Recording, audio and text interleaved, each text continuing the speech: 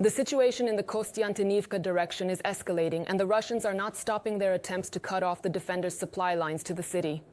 Even in unfavorable weather, enemy drones in swarms hunt along the roads leading to Kostiantynivka. Under such conditions, ordinary supply runs turn into extremely risky operations, and evacuating the wounded sometimes becomes impossible. Our film crew took part in one of these rescue missions, which was carried out by medics from the 93rd Brigade Kholodny Yar. As you watch this material, we urge you to join the fundraising effort for the EVAC tent unit, which is now critically lacking at the front line. The payment details are on your screen. Even in the relative rear, drivers on the roads near Kostiantynivka do not slow down. You can come under attack from an enemy drone here even 15 to 20 kilometers from the front line. That's why all travelers keep their eyes on the sky. I'm cutting. There it is. It went that way. They shot the aircraft down, and then it started spinning uncontrollably. This is how the evacuation team of medics from the 93rd Brigade Kholodny Yar waits to head out for the wounded under threat from Russian drones. From here to the front line is just over 10 kilometers, and this distance has long since ceased to be a significant obstacle for enemy UAVs.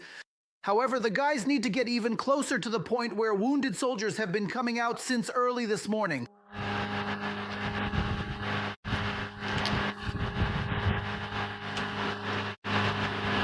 To emerge at a slow pace in groups. It feels like they might be escorted and are waiting for evacuation. Our combat tactics do not change. No, only the accuracy does. In these difficult conditions, the medics have to rely solely on the driver's skill and the sturdy old pickup truck, which has already come under enemy fire more than once. As soon as the wounded let them know they've arrived at the location, the group sets out without any further delay. Is it difficult to evacuate them now? It is a very challenging situation, but we must evacuate them.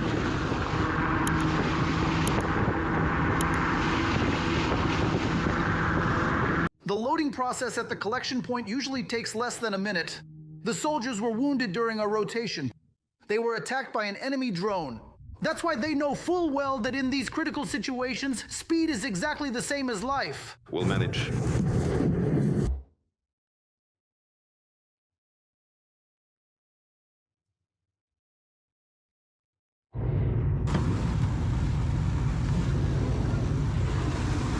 Nevertheless, it is actually even substantially more than that.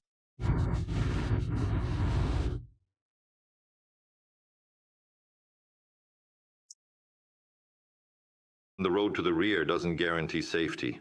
Sometimes the evacuees are left with no choice but to jump out of the vehicle and try to ward off Russian drones, which seem to be patiently lying in wait here.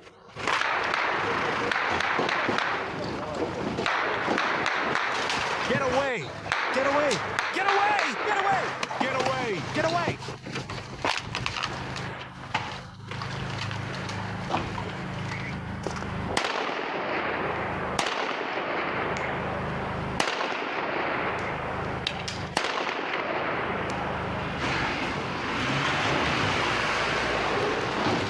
With regard to... Fortunately, this time everything turned out fine. The drone was destroyed and the wounded.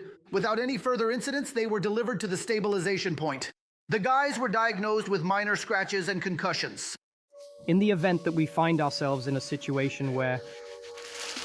If it had gone off, would you tell me this? You'd be telling me. That's it. I said it right on the heel. So, is the location a success? Yes. Thank God everyone is alive and well. Such Rescue missions under fire take place every day. Due to the intense fighting near Kostiantynivka, there are many wounded and the nature of the injuries has changed significantly, doctors say. Doctors are increasingly having to deal with the consequences of drone strikes. And sometimes you have to wait a long time for patients because Russian pilots are hunting for any movement. If they report to you that they are definitely bringing someone else along, and then if they actually don't, you naturally don't feel very good about the situation at all. Sometimes they just don't make it in time. But sometimes it's simply impossible to evacuate or bring someone in. That happens more often. If evacuation is impossible, for the wounded it's like a death sentence. After all, every minute lost can cost a life.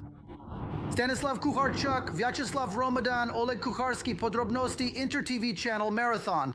United News,